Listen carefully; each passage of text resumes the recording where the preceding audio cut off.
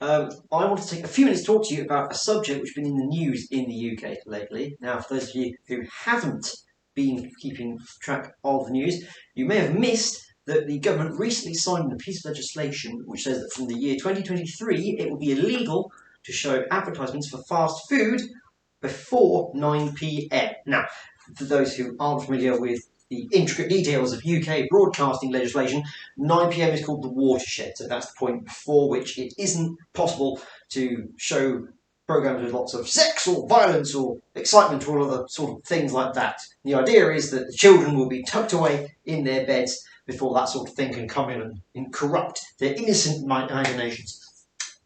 Now, the idea is that by withdrawing, no, oh crumbs, what's the word? Restricting, that's it. By restricting the availability of these advertisements, hopefully this will somehow reduce childhood obesity. Now, we'll get into a little bit about whether that's likely to be effective or not, but before we do, I think it's probably worth talking about what sort of a situation is, not just in the UK, I'm also going to talk a little bit about the United States, but the situation regarding childhood obesity.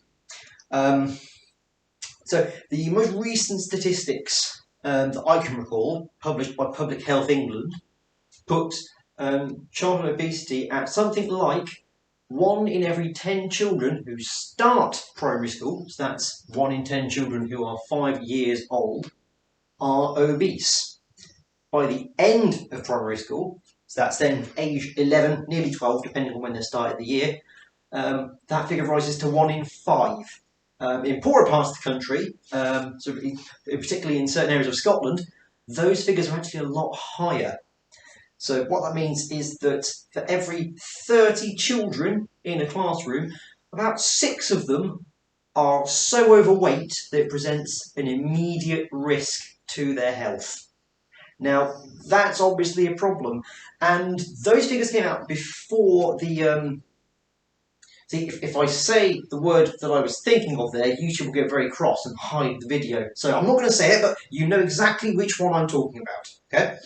So, before that thing happened, I used to work in primary schools around a county in the Midlands, doing PE, drama, and all sorts of exciting extracurricular activities and clubs and things for children. Now, it's been about a year and a bit since I've done that on a regular basis.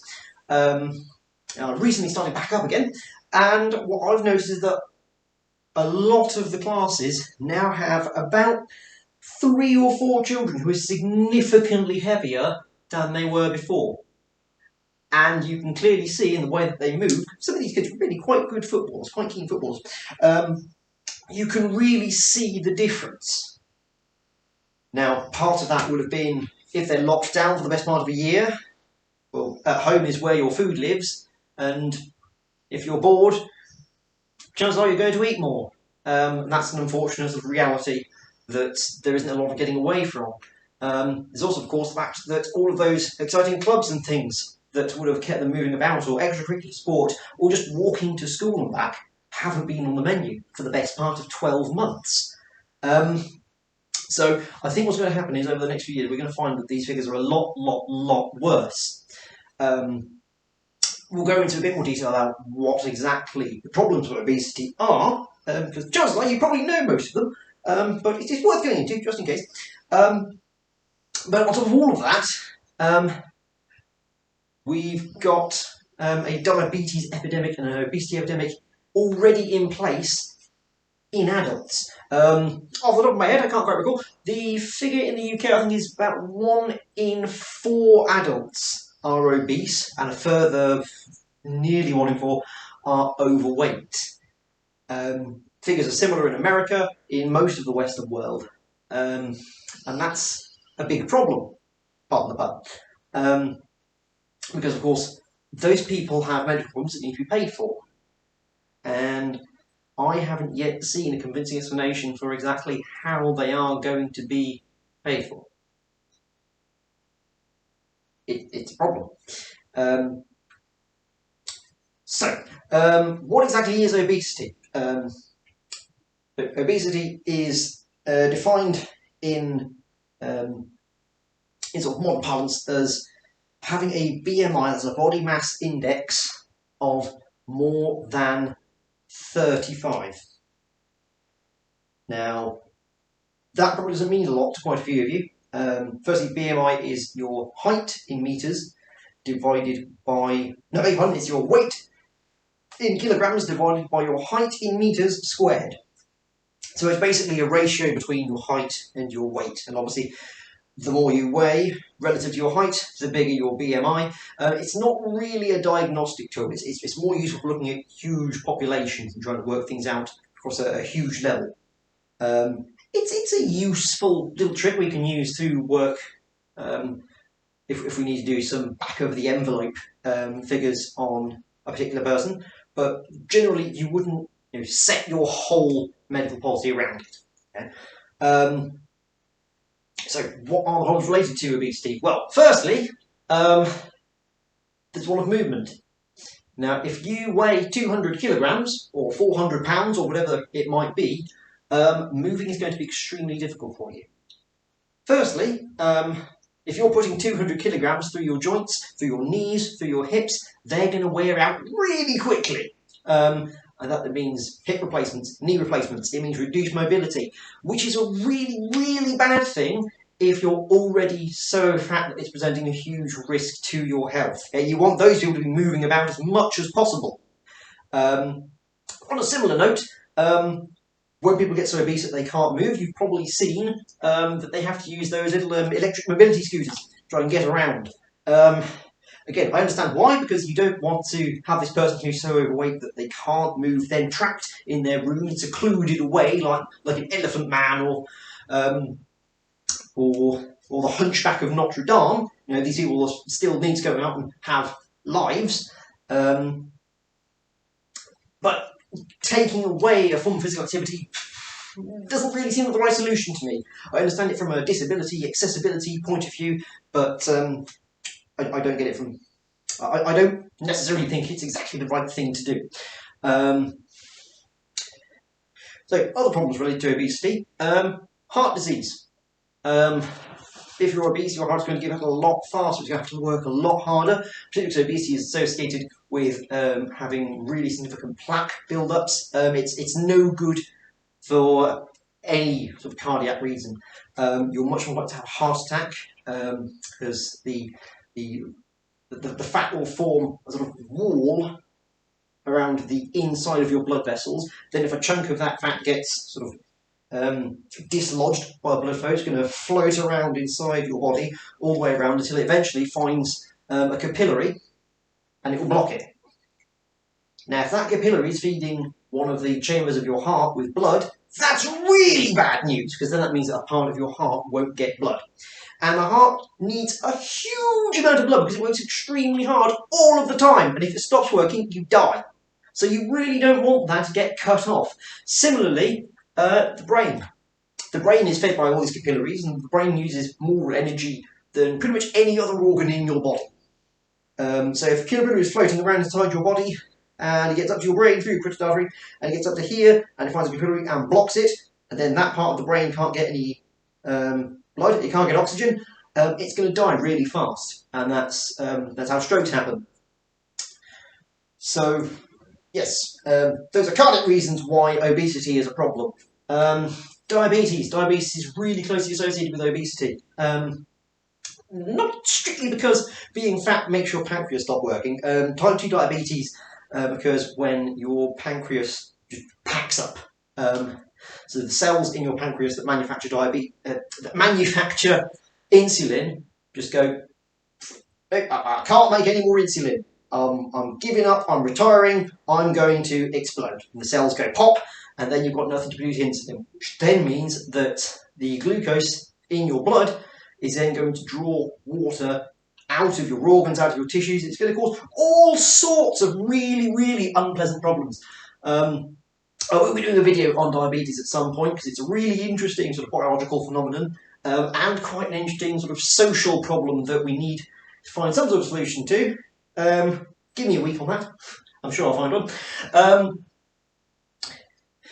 Yes, And of course, one sort of less medically significant problem, but still one that's really, really inconvenient and quite embarrassing, is one that's been raised with people that I've worked with in the past, is chafing.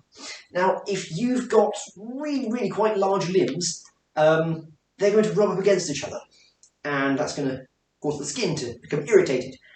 Rashes will form. If you've ever watched one of those ghastly programs, the My 200,000 Kilogram Life, what you'll find is that these people who are so heavy that they're bedbound have to have someone come in and sort of lift up a flap of skin and fat in order to get underneath and give them a scrub, which obviously isn't very dignified. But it also presents a risk that if you haven't got someone prepared to do that for you, that skin will then produce infections, and that can get septic, and that can kill you, which is bad. So there's a lot of problems related to obesity. I haven't even begun to scratch the surface. There's a huge amount of them. So how do we get around obesity? Well, there's this advertising idea. If we ban television advertising of these fast food companies before 9 o'clock, the kids will be less inclined to go, oh, can we have a McBurger Kong? And then hopefully they will consume less fast food, and their caloric intake will go down, and they will be less likely to become obese, and everything will be wonderful. Hooray! Probably not, though. First of all, I'm not convinced that a huge number of parents make the decisions on the strength of television advertisement. It's a factor, certainly, but I don't think it's the biggest one. Secondly, television advertising isn't really the way that they're getting at the kids these days.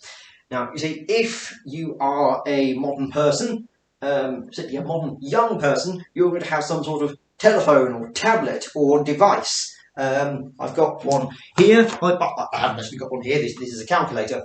But what you can do is you can get all sorts of things on your telephone calculators, including apps. And some of these apps are produced by these fast food companies. And they will send, if you sign up for one, they'll give you a discount on your next purchase, which is brilliant, because everyone likes cheap food. The problem is, though, that to sign up, you give them your email address, your contact details, and that sort of thing, so they can reach you. And then what happens is that they send you huge numbers of adverts. So if you sign up for an Uber Eats or a McDonald's, you can expect an email from them at least once a day. And that's going to sort of wear you down over time, particularly if you're quite young and you maybe don't recognise what is and isn't an advert.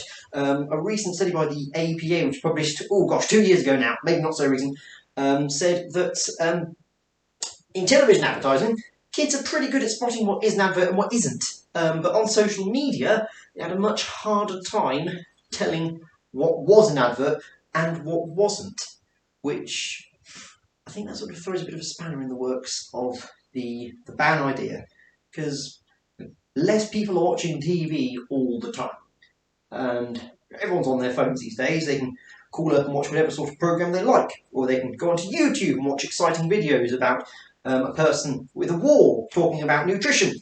And in some of those videos, you'll get a little advert that'll advertise something, or within the actual video itself, the person who's making the show will say, oh, this show has been sponsored by Raid Burger Legends. Click my exclusive link down in the description below to get 30% off your next sausage roll champion. I haven't actually played Raid Shadow Legends. I'm probably the only person left who hasn't. So given that most kids are going to be watching these adverts online rather than on the television, I'm not hugely convinced that this ban alone is going to make much of a difference. It might help, we don't know.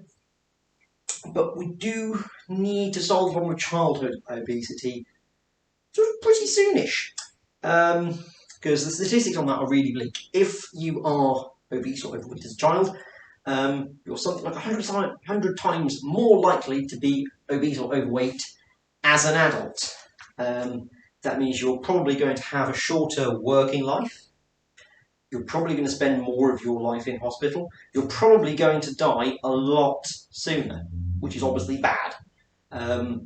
Well, I think being the first generation in history to die at a younger age than the parents, not counting things like the Black Death, I think that would be pretty bad. Plus, of course, I do personal training. As you can see, I'm a huge physical specimen.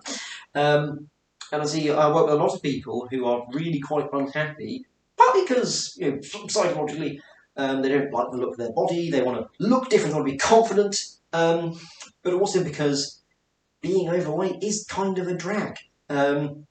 If you imagine taking a backpack, putting it on your back, and filling it with about 100 kilograms worth of bricks, that's sort of what an obese person is working with.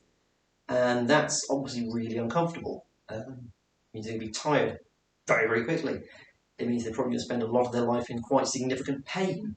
And that's before we even go back to all of the attendant problems that come with obesity, which are completely unrelated to the pain of moving about. And when I see kids in my day job, who are already overweight or obese, and I see that after a minute of jogging about, they have to stop because they're just so overwhelmed and they've got to get their breath back. Oh dear.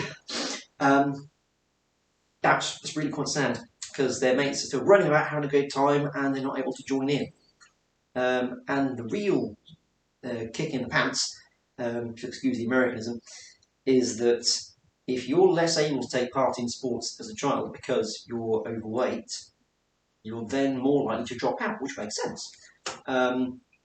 So the heavier you are, the less likely you are to take part in physical activity, so the more likely you are to put on more weight, which then means you'll be less able to take part in physical activity, and well, you see how you can really get into a muddle really quite quickly.